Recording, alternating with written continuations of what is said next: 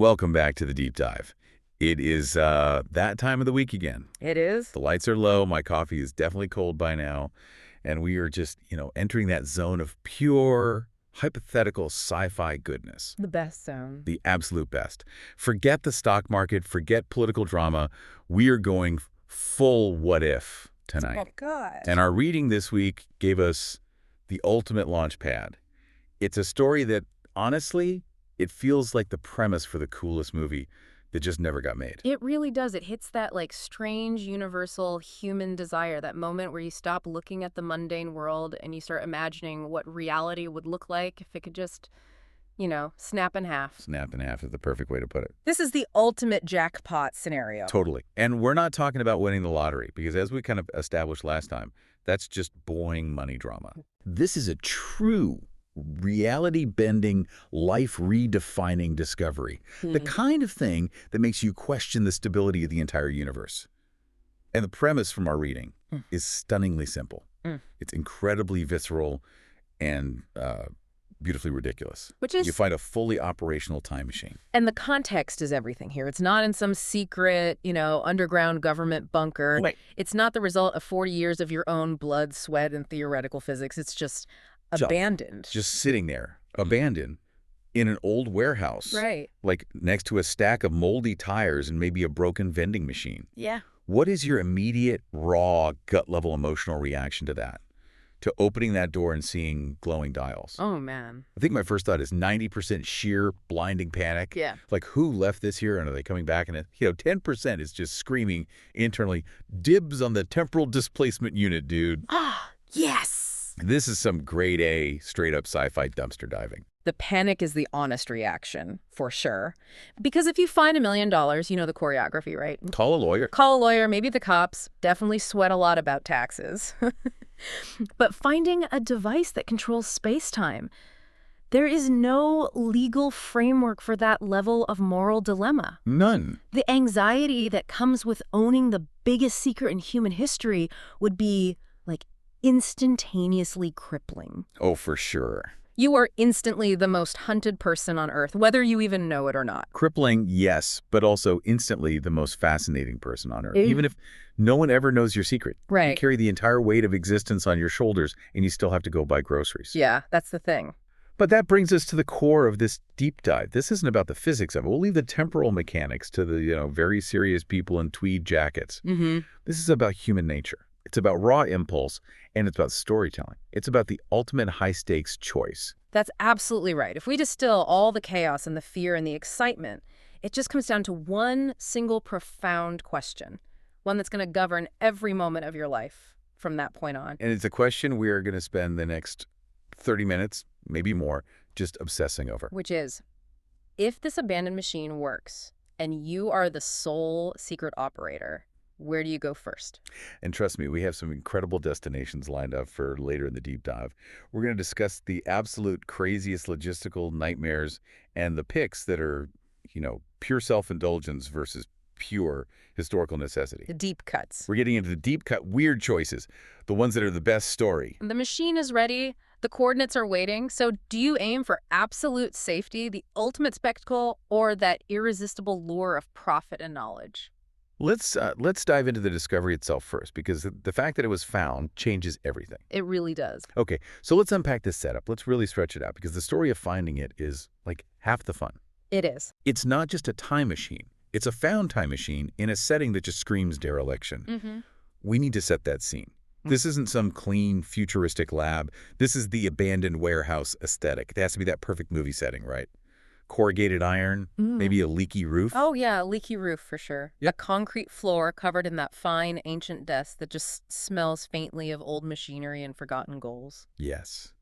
And the machine itself, it shouldn't be gleaming chromium. No. It should have that layer of urban decay on it. Maybe some superficial rust on the outer casing, hidden under a tattered canvas tarp.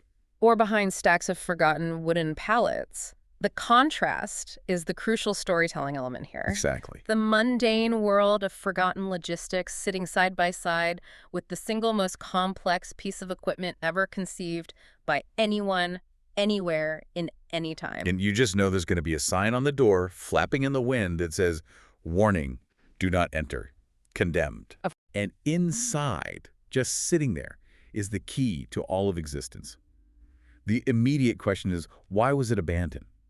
That's where the human story gets so ridiculously juicy. You have to start spinning conspiracy theories in your head instantly. You have to, right.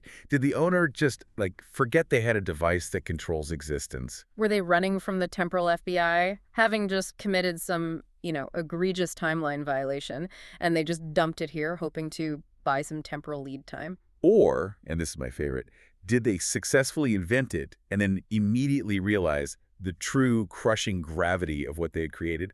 They panic and just lock it up forever. I lean heavily toward that one. That's where the psychology gets really deep. It does. If you successfully invent time travel, you haven't just created a cool machine. You have fundamentally proven that everything you thought you knew about reality, causality, free will, it's all wrong. And that level of existential dread could easily translate into, I need to hide this thing under a mile of dust, burn the schematics, and never ever touch it again. It's an act of self-preservation for the inventor. And that paranoia immediately transfers to you, the finder. Immediately. Imagine the inventor looking at the machine and thinking, the world is safer if I pretend this doesn't exist. And then you come along just looking for old scrap metal or, I don't know, a cheap rehearsal space, and you stumble into cosmic responsibility. Or maybe they were just hilariously sloppy. Huh. That's the funnier, more relatable answer. Totally. Imagine the conversation. Honey, did you remember to grab the multidimensional transport unit from the storage locker before we moved to the retirement village in Florida? Ah, crud. I left it next to the old elliptical and the particle accelerator. Exactly. And that scenario is the one that truly emphasizes the secrecy for you, the finder. For sure. You, the accidental finder, suddenly possess this incredible destabilizing power, and you have absolutely zero context. Zero oversight, zero training. It's a secret you could never, ever share. Not with your closest friend, not with your partner, because the moment you share it, the risk of a timeline collapse or getting caught just multiplies exponentially. You'd immediately become the most paranoid person alive. Oh, yeah. The difference between finding a literal mountain of cash and finding a device that controls space-time is this. With the money, you worry about the IRS. Right. With a time machine, you worry about a future version of yourself showing up to tell you, in a terrifying whisper, exactly what not to do. It fundamentally changes your perspective on the world. Every shadow, every unmarked van, every unexpected phone call. It's them. It is potentially the original owner. Or maybe even temporal enforcement agents coming back to reclaim their property. And they could be from the far future or the deep past. The threat is completely unknowable. But here's the critical detail from our reading, the thing that is the launch code for all this speculation. The most important part. It's fully functioning. Yes. Unpacking fully functioning is absolutely critical to the story. It is. It implies plug and play. This Yeah. isn't a prototype that needs 40 years of recalibration and a nuclear reactor and an engineering degree. No, it's ready to go. The dust is cosmetic. The core mechanism is operational. So we have to imagine the interface. Is it sleek? Intuitive? Like a brand new iPhone where it's just simple, elegant, and you instantly get it? Or is it a rusty, complicated analog contraption?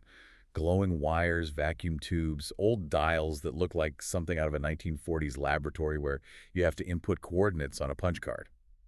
Given the abandoned warehouse setting, I'm leaning toward the latter. B2. Industrial, robust, maybe dangerous looking, but perfectly reliable. It runs on the physics equivalent of diesel fuel. But the trust issue remains massive. Are you really going to put your existence on the line with a machine you literally found next to old tires and stacks of water-damaged boxes? You'd be insane not to question it, which raises the giant, unavoidable first question. The first real question. What kind of test run would you actually do before committing to the first real trip? You can't just jump to the Cretaceous period. No way. You need a highly controlled dry run. Exactly. We called this Category 1 the safe trip. The safe trip. You need to prove two things decisively. One, that it moves you in time, and two, that it brings you back safely to the exact spot in space-time you left from. So you set it for what, 10 minutes into the past? 10 minutes into the past, maybe 5 feet away from where you're currently standing. 10 minutes, 5 feet. Maximum anxiety, minimum stakes. Precisely. If you successfully jump, you should then see your past self operating the machine 10 minutes ago. Oh, God. If you disappear and reappear exactly where you started 10 minutes later, you know the return mechanism works. You've closed the loop. That first 10-minute jump must be the single most terrifying experience of your life. Without a doubt. You're hiding in the warehouse, watching your past self fiddle with the controls, praying you don't sneeze and start a paradox. Or worse, praying you don't just melt into temporal goo upon return. And that test jump has to be done in absolute paranoid secrecy, maybe with a blanket over the machine to suppress any light or sound. Oh, good call. Because if a homeless person or a security guard happens to glance through a cracked window and sees two of you standing there for a fraction of a second, the secret is out. The whole premise collapses. The genius of the safe trip is the low stakes to history itself. You're not risking human civilization. You're just risking 10 minutes of your personal timeline. Exactly. The successful completion of that test run would be the greatest mixture of relief, triumph, and sheer terror in human history. It solidifies the truth. You own time travel. And think about the narrative power of finding it, not inventing it. Right. You skip decades of research and development. You don't know the theory behind quantum entanglement or temporal physics. You just know which buttons to press. This absence of origin means you have zero context, zero safety protocols. You have no idea the philosophical implications. You don't know if the previous owners had, health issues from time jumping. Right. Maybe temporal travelers aged 3 times faster, but they forgot to write that on the dashboard. You're operating entirely on blind faith. This is where the story gets really sticky. The focus shifts entirely to the story of the machine itself, a silent relic from an unknown past or future. It's a universal key that unlocks everything, but you don't know what kind of temporal lock it was designed to open. It turns the finder into the reluctant protagonist. You are thrust into this impossible situation with immense power and zero guidance. The stakes are immediately cosmic, purely because you are curious enough to open a dusty warehouse door. And now that we know it works, we have to talk about the choice of the first real destination, the one that defines you. Okay, the 10-minute dry run is successful, the dust has settled, you've proven causality hasn't broken. Miraculously. You have a full tank of whatever, let's call it chronofuel. You're ready for the first major jump. Let's be brutally honest with ourselves and with everyone listening. The first real trip is probably selfish. It has to be. It has to be. It's the core of human nature. Before we fix the world, we want to fix our own immediate problems or satisfy our most embarrassing, deeply personal desires. So what's that immediate impulse? For me, it's not even the big historical moments yet. It's retrieving that one incredibly sentimental object I lost in a move 10 years ago. Oh, that's a good one. A low-stakes, pure self-indulgence trip, just to put a specific item back on my shelf.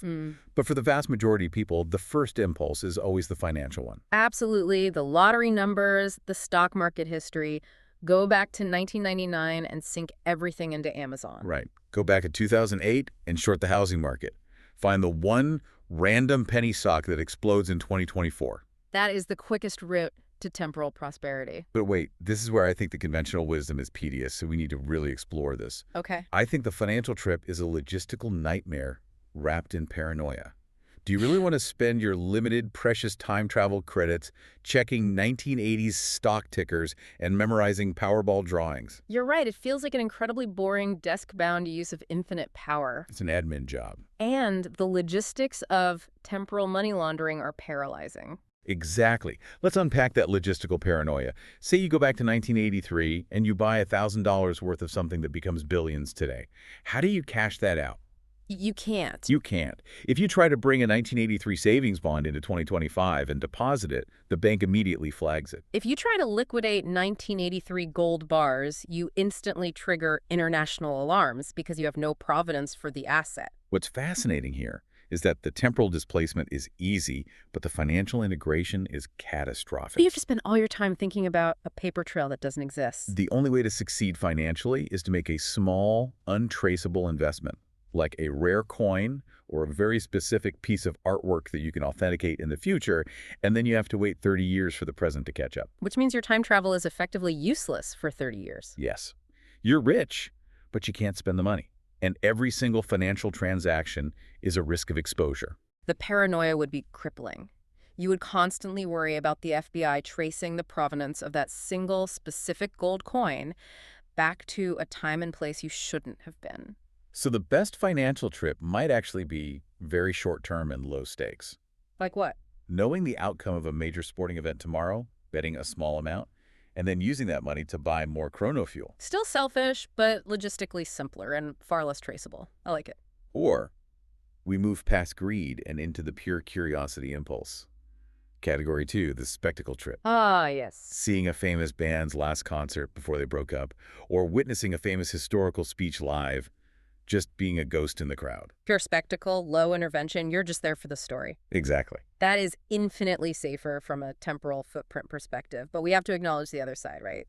The moral imperative that starts screaming the second you have the machine. Oh yeah, the guilt. If we connect this to the bigger picture, there's the moral weight of the first jump.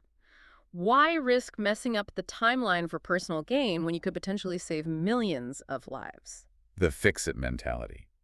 Going back to prevent a major historical catastrophe, stopping a pandemic, preventing a massive war. Maybe stopping the Library of Alexandria from burning down and losing centuries of irreplaceable knowledge? That is the truly altruistic but exponentially more dangerous path. For sure. The hidden danger, of course, is the butterfly effect, which we often joke about, but is scientifically terrifying in a hypothetical sense. Verify. Even a small change, a conversation you interrupt, a dust mote you kick up that wasn't supposed to be there, an organism you bring back can have massive, unforeseen ripple effects. And the risk-reward ratio is abysmal. You try to stop World War I, which seems noble, but maybe your intervention accidentally causes the rise of a much worse totalitarian regime in the 1950s that leads to a nuclear winter in 2040. You just don't have the perspective to judge the historical necessity of tragedy. And what's fascinating here is that because the machine is found, not invented, the entire responsibility of managing those consequences falls entirely on your shoulders. All on you.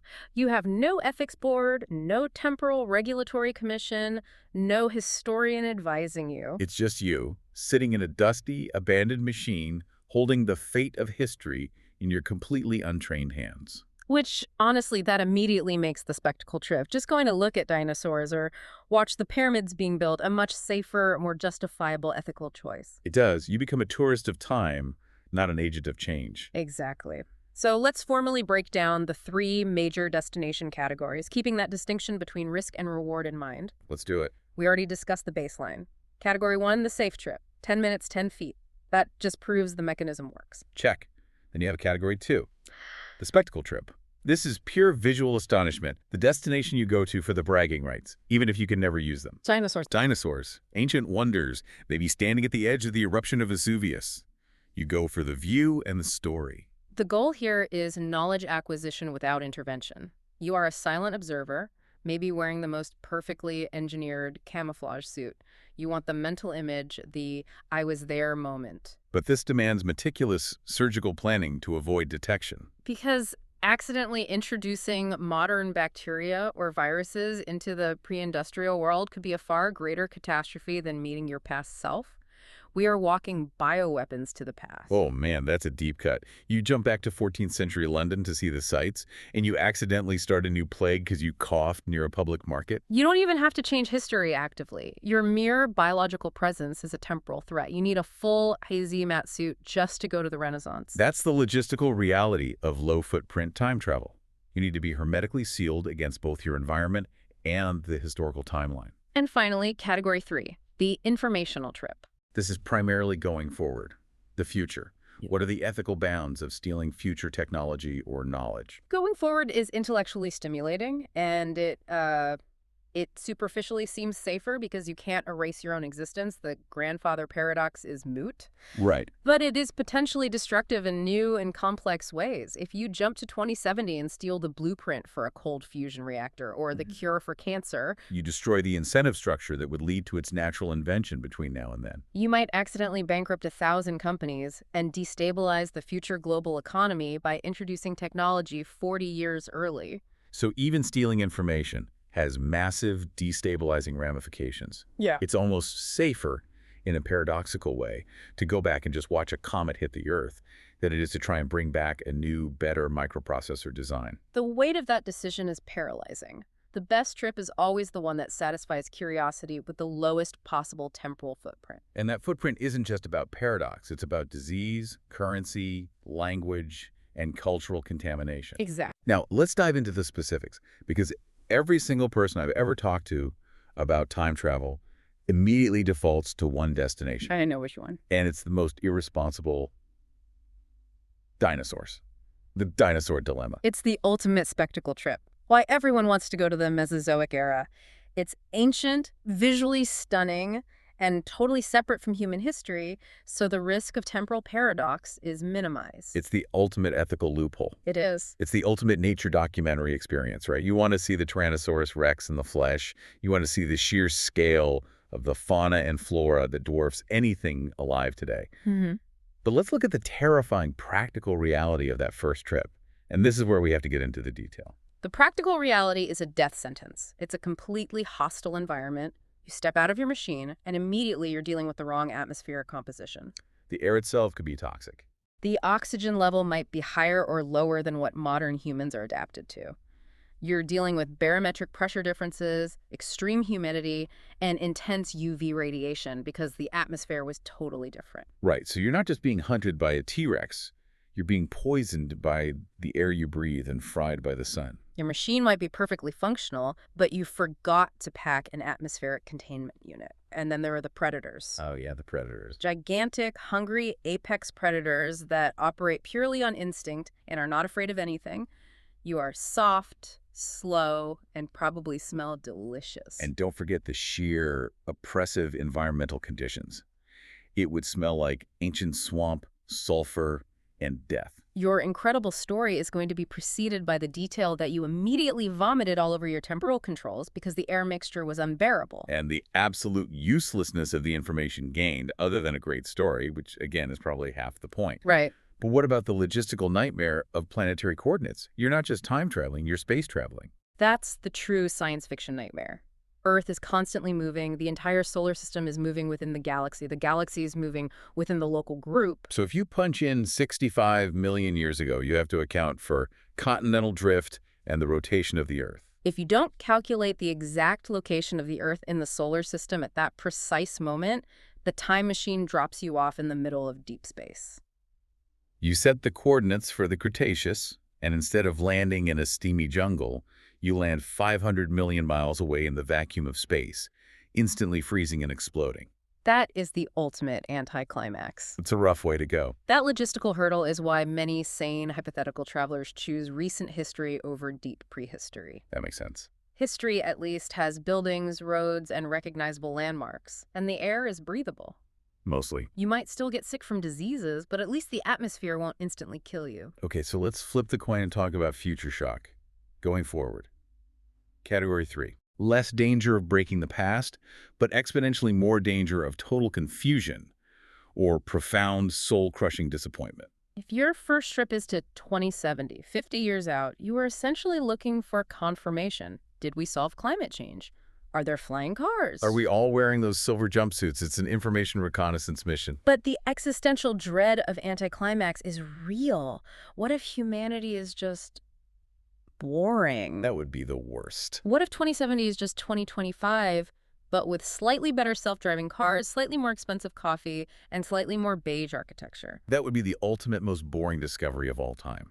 You risked everything just to see that we still haven't figured out how to make socks match or how to fix traffic. That disappointment would be a profound psychological shock. You've unlocked infinite possibility, only to discover humanity became incredibly competent, but utterly tedious. And you return to 2025 and realize you can't tell anyone, I went to the future and it was fine. Slightly warmer, but fine. Or what if it's utterly ruined? Yeah, the other side of the coin. You jump forward, and the machine deposits you in a post-apocalyptic wasteland, and now you have to fight radioactive rats and resource scarcity just to get back to the console and punch in the coordinates for 2025. And you realize, wait, I might be responsible for this wasteland because I accidentally invented something terrible when I went back to 1983 for the stock market.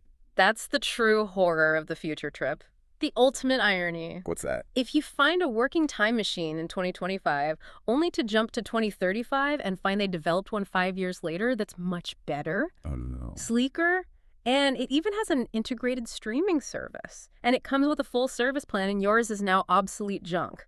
It's the temporal equivalent of buying a brand new TV only to have a better, cheaper one come out 2 weeks later. Just devastating. It is. But going forward does neatly bypass the classic paradoxes, which is inherently appealing to the paranoid time traveler. It does. However, we have to talk about the paradoxical impulse. Because even if you decide to go to the past and avoid intervention, the urge to meet your past self or witness a moment you weren't present for, like the moment you were born or the moment your grandparents met, that must be overwhelmingly strong. It speaks to the human desire for self-understanding and lineage. You want to see the key junctures of your own life from an objective, detached, third-person perspective. You want to see your parents as young adults before they had the weight of parenthood on them. But witnessing your own past is the temporal equivalent of staring directly into the sun. That's a good way to put it. If you see yourself operating the machine 10 minutes ago, that's fine. It's a contained loop. But if you see yourself as a child and you accidentally interact with that child, even slightly, the psychological and physical repercussions are unknowable. You'd risk everything just to hear what your great-grandfather said right before he made that life-altering decision. Yeah. That one kernel of information that could reframe your entire lineage and sense of self. It's a massive emotional risk taken purely for self-discovery. And this raises the question we touched on earlier, but it needs deeper thought. Does the discovery of this machine fundamentally change the personality of the discoverer? It has to. Does it transform the curious, easygoing warehouse explorer into a paranoid, obsessive historian, terrified of even breathing the wrong air in the wrong century? Absolutely.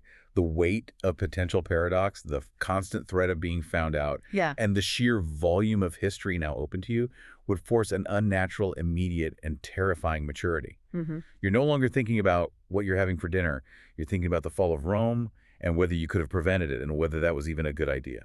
And this is why the choice of the first destination is so telling. It reveals your core value system: financial greed, historical curiosity, self-preservation. Or simply the desperate, uncontainable desire for an unbelievable story that defines your existence. The story is always the highest currency for the finder.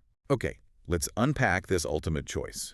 We've covered the logistics, the dusty warehouse, the terrifying 10-minute test jump, the logistics of breathing 65 million years ago, and all the immediate dangers. Right. Now it's time for the real decision. The machine is spooled up, the coordinates are ready to be locked in, there are no second chances for the inaugural adventure. This choice defines the temporal ethics of the finder forever. The choice is paralyzing, and we know our listeners have some amazing, probably irresponsible ideas. Oh, for sure. So before we give our final picks, the ones we would actually lock in, we want to hear yours. What moment, financial, emotional, or sheer spectacle, are you locking in first? We want to know. And hey, we are a small channel, and we would love you on board. If you're watching this on YouTube, please like and subscribe. Please do. Also, what do you think? Comment below and let us know your first destination, because we need help figuring out who is the most selfish among us. All right, so shifting the focus to the macro view. The smartest trip, the most responsible trip, is often the one that maximizes knowledge with minimal intervention. It avoids the chaos of a battlefield or the uncertainty of the deep past. It's about recovering lost human achievements. Give us your highly intellectual expert speaker pick. I need to know what ancient mystery you're prioritizing over lottery numbers. My kick, based purely on minimizing temporal paradox while maximizing recoverable human knowledge, would be visiting the Library of Alexandria, specifically the day before it was catastrophically destroyed. Oh, interesting. Not to save it, because that could still mess things up dramatically, but simply to gather a few key lost scrolls. Documentation of one particular philosophy or scientific theory, like Archimedes' lost work on mechanical design, or a specific astronomical chart that was lost forever. That is the ultimate historical intelligence grab. That's actually a brilliant, low-footprint way to steal centuries of development. Right. You go, you grab the scrolls, you digitize them immediately inside the time machine, and you return. The original loss still happens, but now humanity secretly has the blueprints to, say, advanced Greek optics or ancient medical science. Precisely. You don't change history's perception of the event, you just enrich your own present with missing pieces. It's an act of archaeological recovery done temporally and with surgical precision. It satisfies the intellectual itch without risking the fate of nations. But isn't that the ultimate act of intellectual arrogance? You're assuming your 2025 civilization is the worthy steward of that ancient knowledge. Good point. What if the loss of those scrolls was, paradoxically, necessary for the next phase of human thought? Maybe the burning of Alexandria forced a cultural reset that led to the eventual Renaissance. That's a crucial philosophical objection. You have to assume the risk is worth the potential reward. I would argue the loss of information is inherently tragic. My trip prioritizes the acquisition of pure, stable data over emotional spectacle. That is very noble. My pick, however, is much less noble. I figure It's much more focused on getting a great story to tell, hypothetically, to myself, alone in a room for the rest of my life. I'm going for the pure story pick, maximizing the fun while minimizing my temporal footprint. lay it on us. Where are we going for the high-energy anecdote? I am going back to the 1990s. Specifically, I'm going to the absolute peak of 1996 culture. Okay, I'm in. I'm thinking the largest, most visually overwhelming rave or music festival, Lollapalooza 1996, or maybe a massive underground party in Berlin. I want to be a ghost observer. I want to critique the truly terrifying fashion choices, marvel at the ridiculously slow speed of pre-broadband internet use from a distance, and just feel the vibe of that pre-Y2K innocence. The pure nostalgic aha moment. Yeah. A cultural recovery mission disguised as a party trip. Yes, it's the closest you can get to time travel without having to worry about deadly ancient pathogens, needing historically accurate clothing, or learning a dead language. That's a good point. It's familiar enough that I won't panic, but different enough that it's completely mesmerizing. I just want to sit back and watch people try to upload pictures on dial-up. That, to me, is spectacle. It's the ultimate low-stakes cultural observation. You go back for a weekend, you don't interact, you just observe the social mechanics of a time you remember, but through the eyes of a temporal traveler. Right. It brings the past into sharp, embarrassing relief, which is excellent story material. Or, if we're getting really hedonistic, I'd want to visit the biggest, most unbelievable party in human history where the security would be low. Like what? Maybe the court of Louis XIV, or a massive celebration after a major historical victory in ancient Rome. Something purely sensory, focused on the human experience at its absolute peak of joyful abandon. But again, the logistics are immediate roadblocks. You'd need historically accurate clothing, you'd need the local currency, which is obsolete, and you'd need perfect language fluency in 17th century French or Latin. That's why the ghost observer strategy is safer than participation. Which brings us back to the core of the abandoned warehouse machine. It has to be an isolated trip. You can't bring anyone with you. You have to carry the secret and the experience entirely on your own every moment for the rest of your life. Yeah. It turns time travel into the loneliest, most secretive endeavor imaginable. That is the ultimate weight of the discovery. The joy of the experience is directly proportional to the unbearable burden of the secrecy. You have seen everything, but you can tell no one. We've established that the first trip can't be too risky, but it can't be too boring either. It has to satisfy that immediate curiosity that finding a time machine creates. Do I use it to become God, or do I use it to get a truly spectacular photograph that only I can appreciate? And in the end, I suspect most people would opt for the spectacular photograph or the cultural observation. The fundamental human fear of breaking reality is usually stronger than the desire to control it. Unless you're truly a madman. Which, if you're rooting around in an abandoned warehouse looking at mysterious machines, you might already be. Fair point. So we've covered the dust, the fully functioning abandoned machine, the paralyzing logistics of temporal money laundering, and the impossible choices it forces upon you. A lot to think about. The discovery is the ultimate starting point for a story. And the choice of the first trip is always the most defining, whether you decide to go back 10 minutes to save a dropped key or 10 million years to watch the sunset over a terrifying prehistoric swamp. The joy of this kind of speculation is that it forces us to evaluate our own priorities in the starkest possible terms. Given infinite possibility, what is the single highest priority moment you would choose, knowing you could never truly share the experience? And as we wrap up this late-night deep dive, there's one final heavy thought that the premise of the abandoned machine imposes on us. This is the moment to mull this over. If you found this time machine, abandoned and fully functioning, it implies the original owner either succeeded perfectly in their mission or failed catastrophically. It was left for you to find, ready to go, and that raises one final, important, and somewhat terrifying question. Is the first trip you choose truly yours, based on your own curiosity and motives? Or is it the trip the machine was abandoned specifically to facilitate? Oh, wow. Did the previous owner want you to go to 1983 to save those specific financial instruments? Was the machine left there with coordinates already pre-programmed for a mission you didn't even know you signed up for? Are you a protagonist or just a pre-selected pawn? Something for you to mull over as you relax tonight. Unite. Thanks for diving deep with us. We'll catch you next time for more strange discoveries.